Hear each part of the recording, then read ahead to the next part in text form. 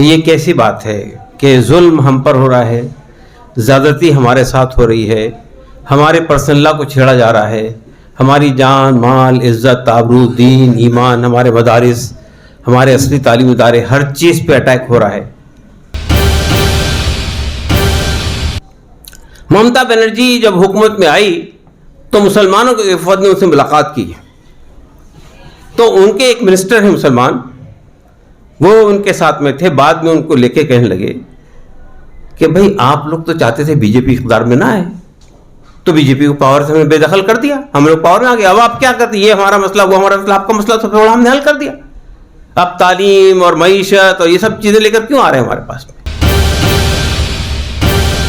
آج جن حالات سے آپ گزر رہے ہیں، سب سے جتنے ڈریکونین لاز ہیں، جتنے کالے قانون ہیں، جس کا آج سامنا آپ کو کرنا پڑتا ہے، یو اے پی اے، جس کو بھی بند کرنا ہو اس پہ یو پی اے لگا دیتے ہیں، جس کو بیل نہیں دینا ہو۔ یو اے پی اے کس نے بنایا تھا؟ 1967 میں قانون بنا ہے، کانگریس کے زمانے میں بنا، اور جب یہ دلی بمبئی کے اندر جو بم بلاسٹ ہوئے تھے، اس کے بعد چدمبرم صاحب نے اس کو اور زیادہ ڈریکونین بنا دیا۔ ٹاڈا کس نے بنایا تھا؟ مکوکا کس نے بنایا تھا؟ یہ سب ڈریکونین لاس کانگریس کے دیے ہوئے ہیں۔ بسم اللہ الرحمن الرحیم۔ الحمدللہ رب العالمین والصلاة والسلام علی رسولہ الامین وعلی آلہ وصحبہ اجمعین الی یوم الدین۔ محترم عاقب شیخ صاحب، عرفان صاحب، سراج طالب صاحب، ہمارے نیشنل سیکرٹری سراج طالب صاحب یہاں موجود ہیں، یوسف حاتم مچھارا صاحب، senior advocate, Bombay high court, بزرگوں اور بھائیوں، یہ پروگرام ویلفیئر پارٹی کے تعارف کے لیے نہیں تھا۔ اب تک جو گفتگو ہوئی ہے وہ ویلفیئر پارٹی کے تعارف کی شکل میں سامنے آئی ہے۔ میں جو بات کرنے جا رہا ہوں آپ سامنے، اس کا آخری نتیجہ تو یہ نکلے گا، لیکن میں یہ سمجھتا ہوں کہ اس وقت ملک کے جو حالات ہیں اس پر کسی تفصیلی اظہار خیال کی ضرورت نہیں ہے۔ ہم میں سے ہر شخص واقف ہے ہمارا ملک کس رخ پر جا رہا ہے، جو برسر اقتدار طبقہ ہے اس کے عزائم کیا ہے، اس کے ارادے کیا ہے۔ اب کوئی چیز ایسی نہیں ہے جو ڈھکی چھپی ہو، سب چیزیں ہمارے سامنے ہیں۔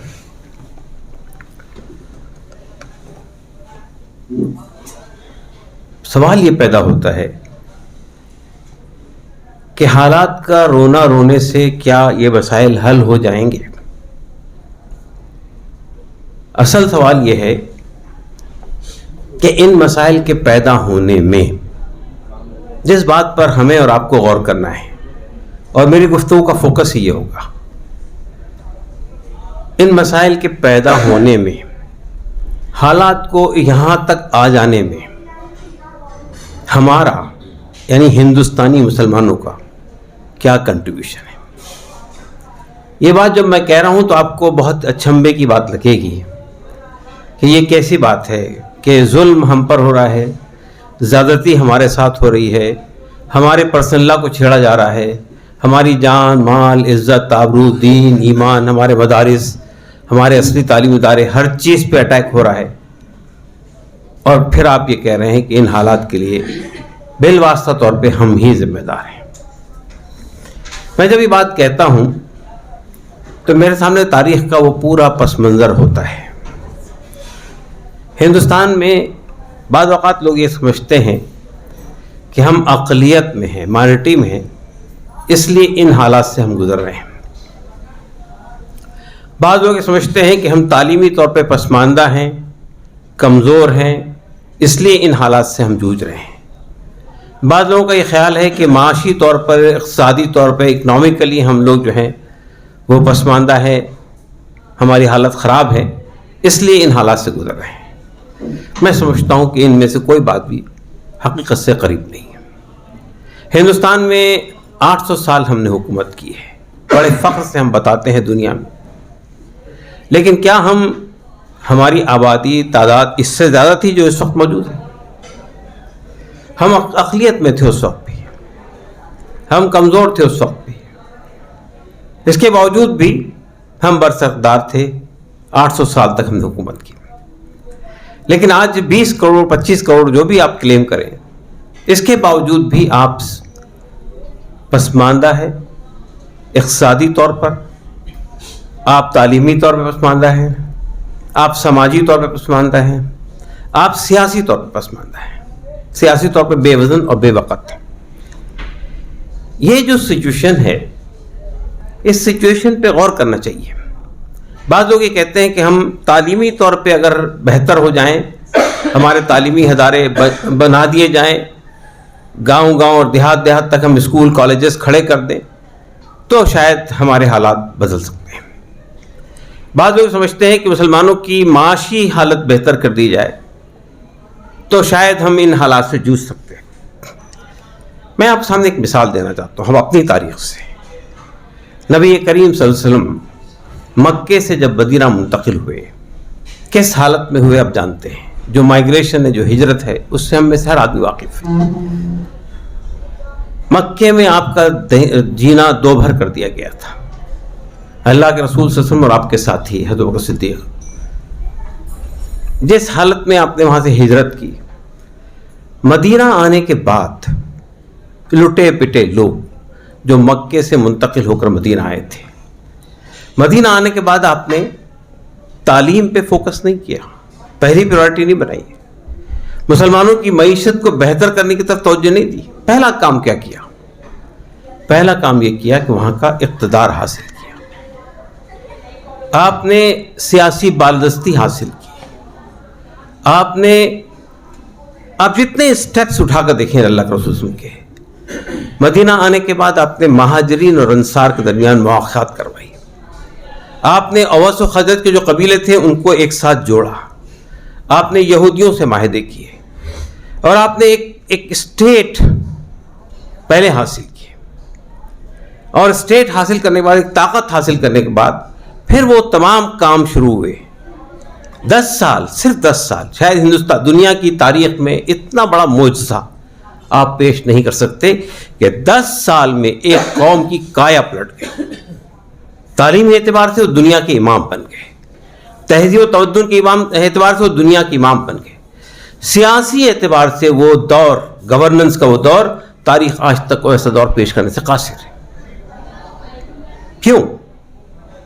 ایک اسٹیٹ حاصل کرنے کے بعد، ایک پاور حاصل کرنے کے بعد باقی حالات کا بہتر کرنا کوئی مشکل کام نہیں. تعلیم بھی ٹھیک ہو جائے گی، معیشت بھی ٹھیک ہو جائے گی، کلچرلی بھی آپ امپروو کریں گے، تہذیبی طور پر بھی آپ دنیا کے سامنے اپنی بات پیش کر سکیں گے. تو پہلی چیز یہی ہے کہ ہم یہ سمجھتے ہیں ہماری لاسٹ پرائرٹی اور کوئی چیز ہے تو سیاست ہے. ہماری لاسٹ چوائس کوئی چیز ہے تو وہ سیاست ہے. ہمارے درمیان جو آدمی کوئی کام نہیں کر سکتا وہ سیاست میدان میں جاتا ہے. اور اس کے بعد ہمارا رویہ بھی سیاست کے سلسلے میں، یعنی عام طور پہ لوگ سیاست کے بارے میں، سیاسی افراد کے بارے میں کوئی اچھی رائے نہیں رکھتے. حالانکہ حکومت کون چلا رہا ہے، گورننس کون کر رہا ہے، پالیسیاں کون وضع کر رہا ہے، فیصلے کون کر رہا ہے، رول آف لا کون لاگو کر رہا ہے، یہ سب چیزیں جن لوگوں کے ہاتھ میں ہیں. آپ جانتے ہیں کہ ہماری سیاست کس رخ پر پہنچ گئی ہے کہ اس وقت میں پارلیمنٹ کے مور دین 1/3 لوگ جو ہیں وہ کرمنل لوگ ہیں. ان پہ بڑے بڑے یعنی کرمنل چارجز ہیں، آپ تصور بھی نہیں کر سکتے. وہی آپ کی پالیسی بناتے ہیں، وہی آپ کے منصوبے بناتے ہیں، وہی آپ کے پروگرام بناتے ہیں. تو پہلی چیز تو میں یہ کہنا چاہتا ہوں آپ سے کہ سیاست صرف اس بات کا نام نہیں ہے کہ ہم انتخابات لڑیں، الیکشن لڑیں، پاور میں آئیں. سیاست کے دو رخ ہیں. ایک تو وہ لوگ ہیں جو پولیٹیکل پارٹیز کے ذریعے سے اقتدار تک پہنچتے ہیں، حکومت میں ہوتے ہیں یا اپوزیشن میں ہوتے ہیں، فیصلے کرتے ہیں، پالیسیاں بناتے ہیں. ایک وہ طبقہ ہوتا ہے جسے ہم سول سوسائٹی کہتے ہیں. سول سوسائٹی بنیادی طور پہ کسی بھی ملک کا کریم ہوتا ہے. وہ ملک کی پالیسیوں کو رخ دیتا ہے. وہ یہ دیکھتا ہے کہ جو پالیسیاں پارلیمنٹ میں اور اسمبلی میں بن رہی ہیں وہ پالیسیاں انسانوں کے بنیادی سوالات کو حل کر رہی ہے یا نہیں کر رہی ہے. وہ پالیسیاں انسانوں کی غربت کو، بے روزگاری کو، ان کی پریشانیوں کو دور کر رہی ہے یا نہیں کر رہی. اور پھر وہ پالیسی انٹرونشن کرتا ہے اور اس کے ذریعے سے پھر حکومتوں کو مجبور کرتا ہے. وہ پبلک اوپینین کریٹ کرتا ہے، وہ پریشر پالیٹکس کرتا ہے اور حکومت کو مجبور کرتا ہے کہ وہ ایسے فیصلے کرے. میں مثال دینا چاہتا ہوں. یو پی اے سرکار جب تھی اقتدار میں، یو پی اے حکومت نے 5 قانون بنائے. 5 قانون بنائے.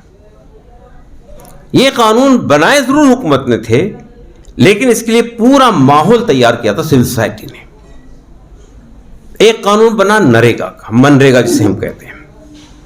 سول سوسائٹی نے ایک ایشو کھڑا کیا کہ ایک ویلفیئر اسٹیٹ میں ہمارے ملک کی 70% آبادی گاؤں اور دیہات میں رہتی ہے اور اس کا روزی اور روزگار جو ہے وہ کھیتی باڑی سے جڑا ہوا ہے.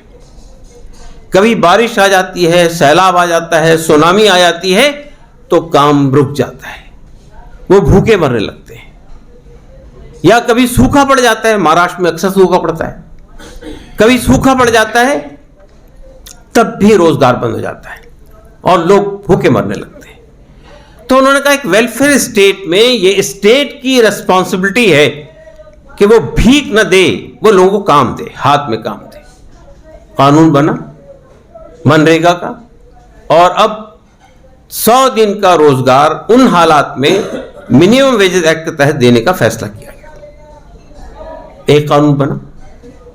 اس کے بعد اسی سول سوسائٹی نے ایک ایشو یہ کھڑا کیا کہ حکومت کے جو پارلیمنٹ میں، اسمبلی میں جو لوگ آتے ہیں، M P M L A, وہ ہم بھیجتے ہیں، وہ ہمارے بارے میں فیصلہ کرتے ہیں. ہمیں جاننے کا ادھیکار ہے، ہمیں معلوم ہونا چاہیے کہ ہمارے بارے میں فیصلے کیا ہو رہے ہیں. یہ سیکریسی نہیں ہونی چاہیے، ہمارے سامنے آنا چاہیے. جاننے کے ادھیکار کے لیے پوری تحریک چلی، پورے ملک میں تحریک چلی. نتیجہ ہوا آر ٹی آئی کا ایکٹ بنا. 10 روپے کے پوسٹل آرڈر کے اوپر میں آج آپ کوئی بھی انفارمیشن سوائے چند ایریاز کے ہر انفارمیشن حکومت سے حاصل کر سکتے ہیں. تیسرا قانون بنا آر ٹی ای کا، رائٹ ٹو ایجوکیشن. اس لیے بھی سول سوسائٹی نے تحریک چلائی تھی. بہت سارے نام ہیں میرے سامنے ہے، پوری فہرست جو لوگ اس میدان میں کام کر رہے تھے.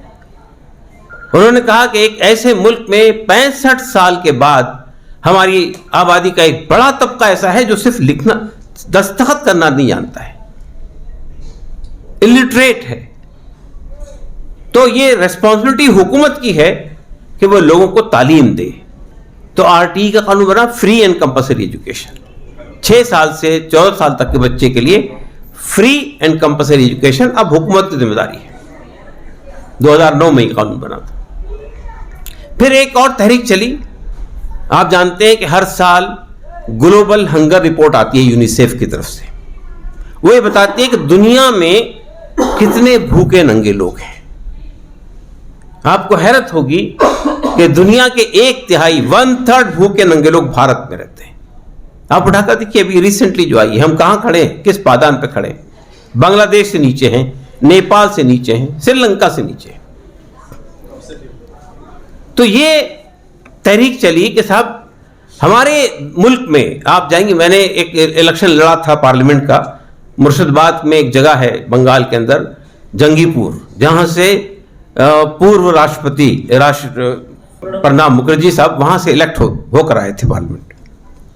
جنگی پور 70% مسلم آبادی ہے اور وہاں وہ علاقہ ہے جہاں ہر سال مال نیوٹریشن کی وجہ سے اسٹارویشن ڈیتھ ہوتی ہے.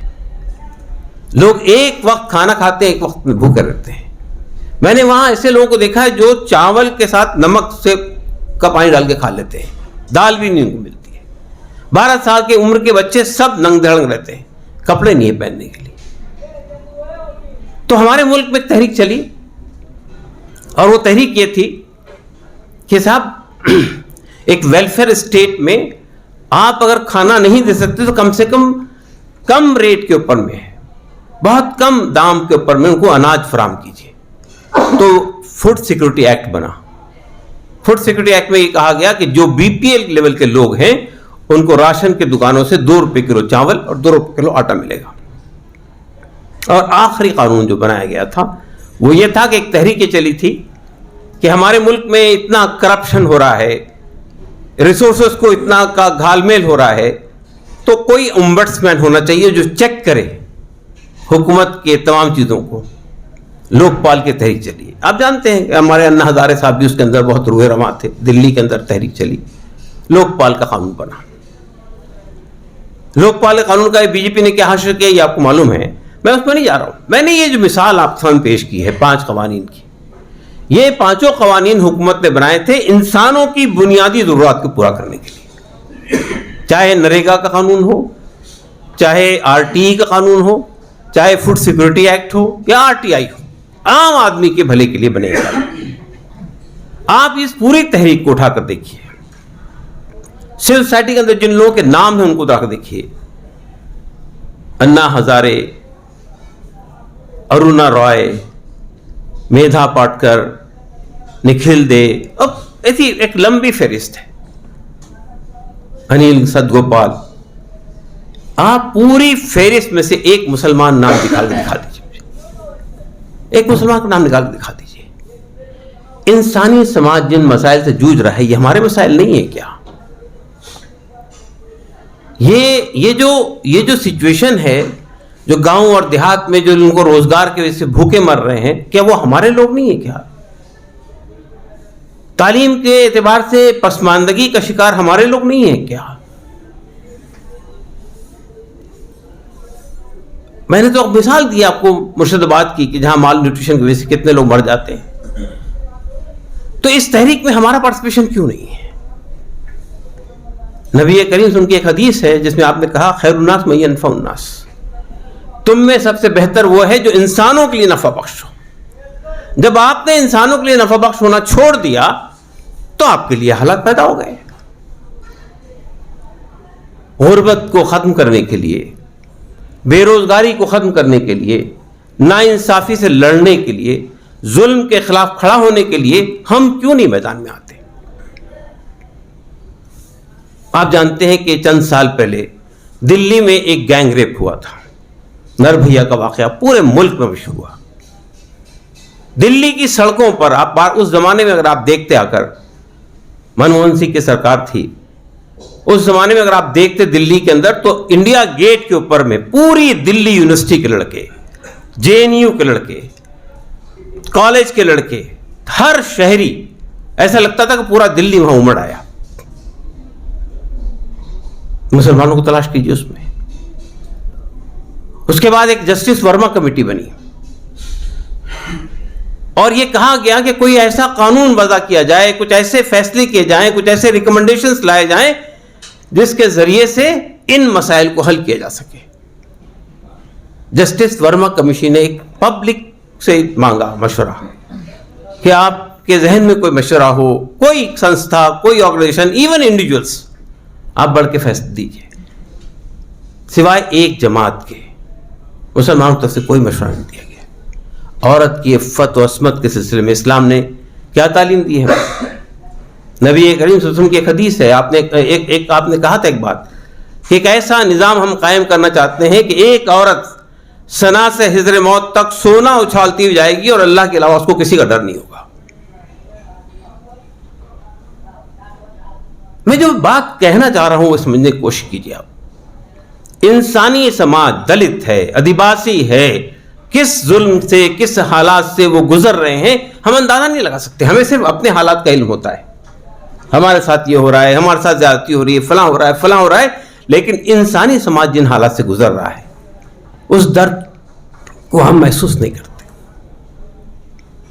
تو ایک پہلو یہ ہے جس پہ ہمیں غور کرنے کی ضرورت ہے کہ یہ جو لوگ ہیں جن کا میں نے ذکر کیا آپ سے, انہوں نے اپنی, ایسا نہیں کہ بے روزگار لوگ تھے. ارونا رائے سول سرونٹ تھی, ان کے ہسبینڈ دونوں نے جاب چھوڑ لیا اور راجستھان کے اندر اپنے آپ کو وقف کر دیا انہی کاموں کے لیے. मेधा पाटकर आपके यहाँ पड़ी रहती हैं या मध्य प्रदेश में पड़ी रहती है, नर्मदा बचाओ आंदोलन चला रही हैं, फलां चला रही हैं, फलां चला रही हैं, लगी हुई।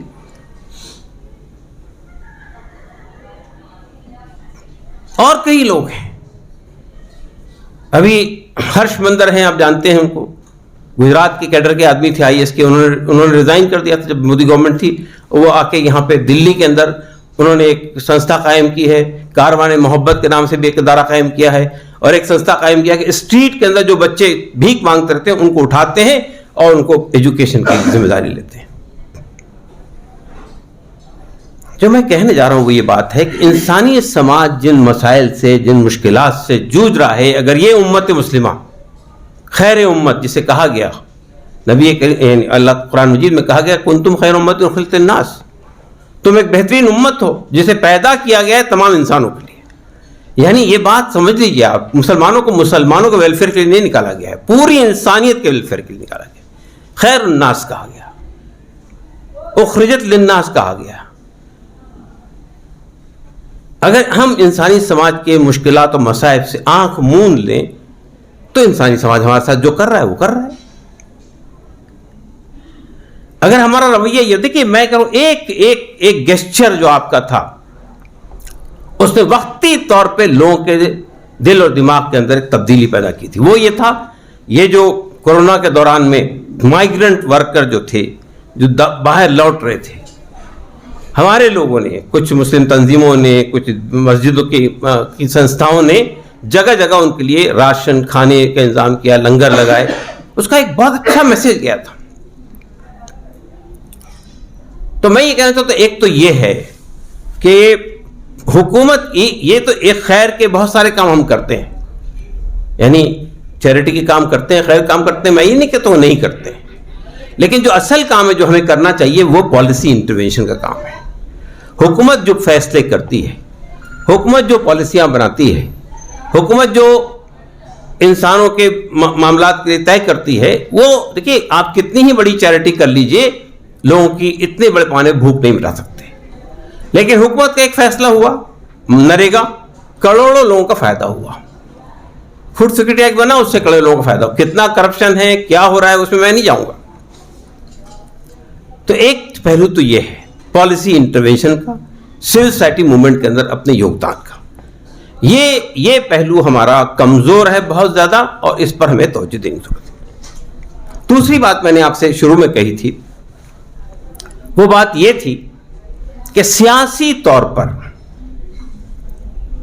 आजादी के बाद हम ये बताते हैं, और बात वाकया ये है कि हिंदुस्तान की आजादी में मुसलमानों का जो कंट्रीब्यूशन है वो गैर मामूली है।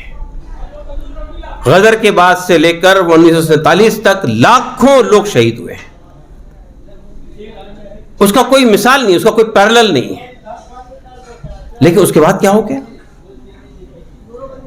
पाकिस्तान बना, ठीक है, मैं समझता हूं वो एक हिस्टोरिकल ब्लंडर था, लेकिन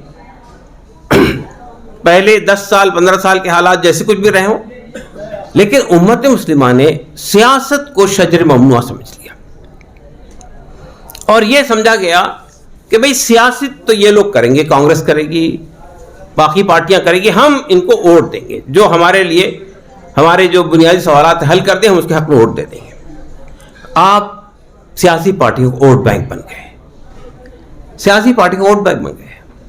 हिंदुस्तान के अंदर दलित, हिंदुस्तान के अंदर ओबीसी, उन्होंने ये महसूस किया कि अगर हमें अपने आप को सियासी तौर पे बावजन बनाना है, बावक़्त बनाना है, तो हमें इंतखाबात में, सियासत में आना पड़ेगा। आप मुझे बताइए, 5 बार समाजवादी पार्टी ने उत्तर प्रदेश में हुकूमत बनाई है। समाजवादी पार्टी का बेसिक वोट 7% यादव वोट है, 7%। आप जाकर मालूम कर लीजिए, फैक्ट्स एंड फिगर निकाल कर देख लीजिए, 7% यादव वोट है, 19% मुस्लिम वोट उससे जुड़ता है, और 2-3% और वोट मिलता है। 29% के वोट पर उन्होंने हुकूमत कायम की है, 7% यादव। आज आप देखिए यादवों की हालत उत्तर प्रदेश में, एडमिनिस्ट्रेशन के अंदर यादव मिलेंगे, बिजनेस में यादव मिलेंगे, पॉलिटिक्स के अंदर फैसले करने वाले यादव मिलेंगे, हर जगह यादवों का एम्पावरमेंट हुआ। मायावती खड़ी हुई, मायावती का बेसिक वोट है 11% चमार वोट उत्तर प्रदेश में, 11% चमार वोट, पूरा दलित वोट नहीं मिलता है मायावती को। वाल्मीकि वोट जाता है बीजेपी को और दूसरे वोट दूसरों को जाते हैं, ये 11% वोट चमार वोट मिलता है, 19% वोट जुड़ता है मायावती के साथ में और हुकूमत बनाती है। 4 बार हुकूमत मायावती ने बनाई। आप जाकर देखिए जो तब्दीली आई है दलितों के अंदर, वो आपको हुकूमत में मिलेंगे, ब्यूरोक्रेसी में मिलेंगे, एजुकेशन में मिलेंगे, बिजनेस में मिलेंगे, हर जगह। इसी तरह आप उत्तर प्रदेश के बाद बिहार में जाइए। बिहार में लालू प्रसाद यादव ने 3 बार हुकूमत बनाई है, 15 साल तक हुकूमत में रहे।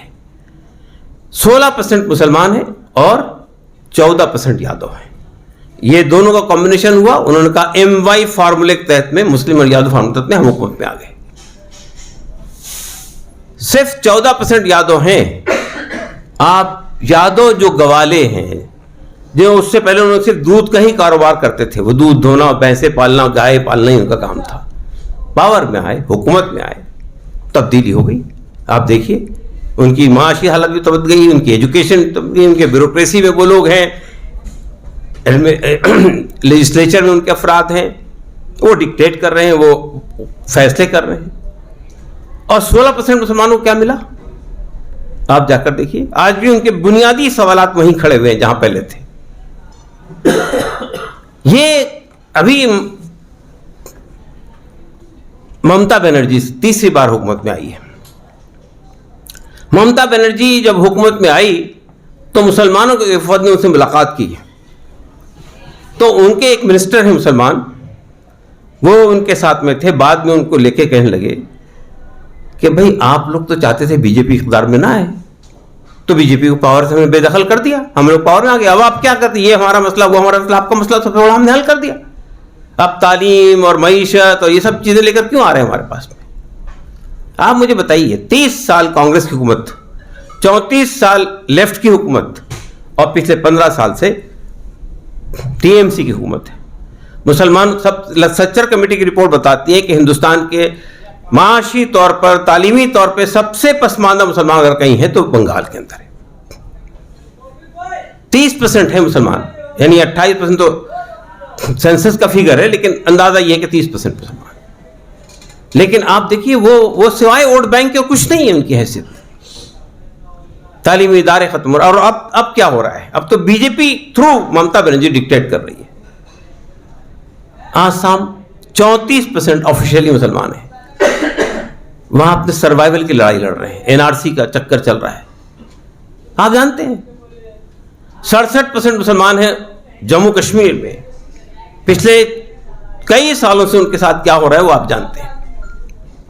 और अब उत्तर प्रदेश में जहां योगी सरकार है, 19% मुसलमानों की या 20% हो जाएंगे नए संसद में, 20-21%। किस सूरत हाल से हमारा सामना है?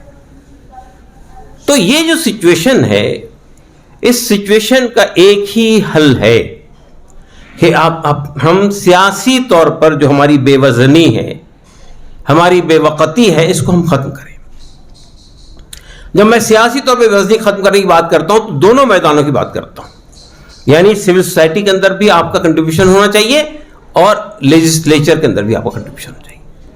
और यह समझना कि जो एग्जिस्टिंग पॉलिटिकल पार्टीज हैं, तमाम पॉलिटिकल पार्टीज, कांग्रेस से लेकर बीजेपी तक, आज जिन हालात से आप गुजर रहे हैं, सबसे जितने ड्रैकोनियन लॉज हैं, जितने काले कानून हैं, जिसका आज सामना आपको करना पड़ता है, UAPA, जिसको भी बंद करना हो उस पर UAPA लगा देते हैं, जिसको बेल नहीं देना हो। UAPA किसने बनाया था? 1967 में कानून बना है, कांग्रेस के जमाने में बना। और जब ये दिल्ली, बंबई के अंदर जो बम ब्लास्ट हुए थे, उसके बाद चिदम्बरम साहब ने उसको और ज्यादा ड्रैकोनियन बना दिया। टाड़ा किसने बनाया था? मकोका किसने बनाया था? ये सब ड्रैकोनियन लॉस कांग्रेस के दिए हुए हैं। इसके अलावा भी जितने पॉलिटिकल पार्टीज हैं, उनका कंट्रीब्यूशन क्या है वो आप जानती हैं। तो मैं ये कहना चाहता हूं कि ये जो सिचुएशन है कि हम सिर्फ वोट बैंक बने रहेंगे سیاست میں اور اس کے سلسلے میں ہم سنجیدگی سے غور نہیں کریں گے تو اسی صورتحال کا ہم کو سامنا کرنا پڑے گا جس سے ہم گزر رہے ہیں. آپ یہ سمجھتے ہیں کہ ہم تعلیمی طور پہ مضبوط ہو جائیں گے تو مسئلے حل ہو جائیں گے. آج آپ جانتے ہیں کیا ہو رہا ہے؟ مدرسوں کا سروے کروایا جا رہا ہے پورے اتر پردیش میں, پورے آسام میں, ان کو بند کیا جا رہا ہے. یعنی آپ کا جو دینی تعلق ہے اس سے آپ کا رشتہ کیسے کاٹا جائے. اس کے بعد آپ کی دوسرے تعلیمی اداروں پر پڑے گا معاملہ. تو یہ سمجھنا کہ صرف تعلیم پر توجہ دینے سے ہمارے مسئلے حل ہو جائیں گے. ایک کمنل رائٹ ہوتا ہے تو آپ کے کروڑوں کے بزنس تباہ ہو جاتے ہیں. ابھی دلی کا رائٹ جس میں ہمارے ہی بچوں کو گرفتار کر کے ان پہ ہی الزام لگا دیا, لوٹے بھی ہم, پٹے بھی ہم, تباہی بھی ہماری ہوئی, مرے بھی ہمارے ہی لوگ اور الزام بھی ہم پر ہی ہے. تو دلی کے اندر صرف 3 دن کے کمنل رائٹ میں کروڑ روپے کا بزنس تباہ ہو گیا, کروڑ روپے کا. یہ اچھی بات ہے, یعنی یہ اس امت کی خوبی ہے. اس کے باوجود بھی کسی حکومت نے ان کو سپورٹ نہیں کیا. صرف مسلمانوں کی چیریٹی آرگنائزیشنز یا مسلمانوں کی تنظیموں نے آگے بڑھ کر ان کو پھر دوبارہ اپنے پیروں پہ کھڑا کر دیا. مگر میں جو بات کہنا چاہتا ہوں وہ یہ ہے کہ سیاست اگر آپ کے ہاتھ میں نہیں ہوگی, سیاست میں اگر آپ موجود نہیں ہوں گے تو آپ کتنے ہی بڑے ٹاور بنا لیں, بزنس کے بڑے بڑے ٹاور بنا لیں, آنن فانن وہ ختم ہو جائیں گے. ابھی آپ جانتے ہیں کہ ابھی جن لوگوں نے نپور شرما کے معاملے پہ مظاہرے کیے تھے اتر پردیش میں, کیا ہوا؟ ان کو گرفتار کر لیا گیا. یعنی جن لوگوں نے بدتمیزی کی ان پہ کوئی کارروائی نہیں ہوئی اب تک کے, اور جس نے اس پہ احتجاج کیا قانونی طریقے سے ان کے گھر بلڈوزر سے تباہ کر دیے گئے. ہمارے ایک پارٹی کے فیڈرل ورکنگ کمیٹی کے ممبر ہیں جاوید صاحب, ان کے گھر کو ڈیمولش کر دیا گیا. 2 منزلہ بلڈنگ تھی اور کئی لوگوں کو گرفتار کر لیا گیا. تو مسئلہ یہ ہے کہ یہ صورتحال پہ اگر ہم صرف رونا روتے رہیں, آنسو بہاتے رہیں, ماتم کرتے رہیں تو کوئی مسئلہ حل ہونے والا نہیں. مسئلے کا حل یہی ہے کہ ہمیں سیاست کے سلسلے میں اپنے رویے کو تبدیل کرنا چاہیے. جہاں تک ویلفیئر پارٹی کا تعلق ہے, میں ایک بات صاف کر دینا چاہتا ہوں, ویلفیئر پارٹی مسلم پولیٹیکل پارٹی نہیں ہے.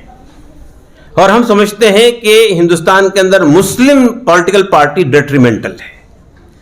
اگر آپ صرف مسلمانوں کے نام سے اور مسلمانوں کے لیے پولیٹیکل پارٹی بنائیں گے تو آپ بی جے پی کے ہاتھ مضبوط کریں گے, اور ایسا ہی ہو رہا ہے. اتر پردیش کے الیکشن میں رزلٹ اس سے مختلف ہو سکتا تھا اگر MIM وہاں نہیں جاتی. مسئلہ یہ ہے کہ دیکھیے, ہندوتوا کو یعنی ہندو کمیونزم کو طاقت ملتی ہے مسلم کمیونزم سے. اس لیے ہم لوگوں نے یہ فیصلہ کیا کہ ہم کوئی پولیٹیکل پارٹی مسلمانوں کی نہیں بنائیں گے, مسلمانوں کو شامل کریں گے, مسلمان اس کے اندر رہیں گے فور فرنٹ میں, لیڈرشپ میں, لیکن اس کے ساتھ غیر مسلم بھی ہوں گے, اچھے لوگ جو اس کنسپٹ سے اتفاق رکھتے ہوں, جو ویلفیئر اسٹیٹ کے کنسپٹ سے اتفاق کرتے ہوں, جو ویلیو بیسڈ پالیٹکس کے کنسپٹ سے اتفاق کرتے ہوں, جو ایکویٹیبل ڈسٹریبیوشن آف ریسورسز کے کنسپٹ سے اتفاق کرتے ہوں, جو پارٹیسپیٹری ڈیموکریسی کے کنسپٹ سے اتفاق کرتے ہوں, جو کلچرل فیڈرلزم کے کنسپٹ سے اتفاق کرتے ہوں, ایسے سب لوگوں کو ساتھ لے کے. اور ہمیں خوشی ہے کہ 11 سال کے اندر, دیکھیے سیاست کے اندر لوگ یہ کہہ سکتے ہیں کہ 11 سال میں آپ پاس کوئی MP نہیں ہے, کوئی MLA نہیں ہے, لیکن آپ کے پاس یہ ہونا چاہیے کہ سیاست میں ایسا کبھی نہیں ہوتا ہے کہ آپ میدان میں اترے اور کامیابی آپ نے حاصل کی. آپ کو بہت محنت کرنی پڑتی ہے. جتنا اچھا باہر سے نظر آتا ہے آپ کو سیاست, اتنا مشکل ترین کام ہے سیاست. آپ جانتے ہیں کہ BJP کب بنی تھی؟ 1952 میں بنی تھی. 1952 میں اقتدار میں کب آئی ہے؟ پہلی بار فل فلیج اقتدار میں آئی تھی اٹل بہاری واجپئی کے زمانے میں 1989 میں. تو یہ اور باقی سب پارٹیوں کو سوائے ایک ایبریشن کے عام آدمی پارٹی کے, باقی سب سیاسی پارٹیوں کے درمیان میں یہی ہوا ہے. 10 سال 20 سال 25 سال 30 سال کے بعد کامیابی ان کو ملی.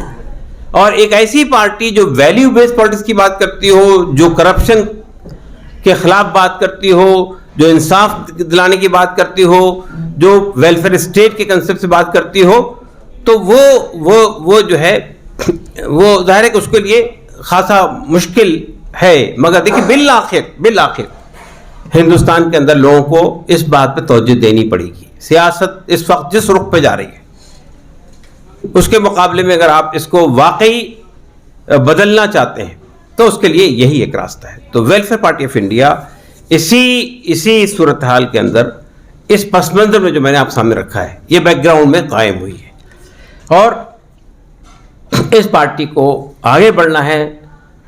اور وہ جو منصوبہ ہمارے سامنے ہے, وہ جو کنسپٹ ہمارے سامنے ہے, وہ جو ویژن ہمارے سامنے ہے جس کو ہم لاگو کرنا چاہتے ہیں, وہ اسی وقت ممکن ہے جب اس کے لیے لوگ سنجیدگی سے غور کریں. ہم سیاست کو مسلم مفادات کی سیاست کے تابع نہیں کرنا چاہتے. ہم انسانوں کے بنیادی سوالات بشمول انکلوزیو مسلم انکلوزیو یعنی مسلمانوں کو بھی شامل کرتے ہوئے, لیکن دلت بھی ہے, آدیواسی بھی ہے, کمزور طبقات بھی ہے, ایون اپر کاسٹ کے وہ لوگ جو کمزور ہیں. ہماری سیاست کاسٹ اور کمیونٹی کی گرد نہیں گھومتی ہے, انسانوں کی گرد گھومتی ہے. میں انہی باتوں پر اپنی بات ختم کرتا ہوں اور میں نے صرف ایک بتانے کی کوشش کی کہ کیا حالات ہیں, ان حالات تک پہنچنے میں ہمارا کنٹریبیوشن کیا ہے, نگیٹو کنٹریبیوشن کیا رہا ہے. ان حالات کو اوور کم کرنا ہے تو ہمیں خود کیا کرنا پڑے گا. دوسروں کے بھروسے پر آپ زندگی نہیں گزار سکتے, آپ کو آگے بڑھنا پڑے گا, خود فیصلے کرنے پڑیں گے. شکریہ, دھنیہ واد.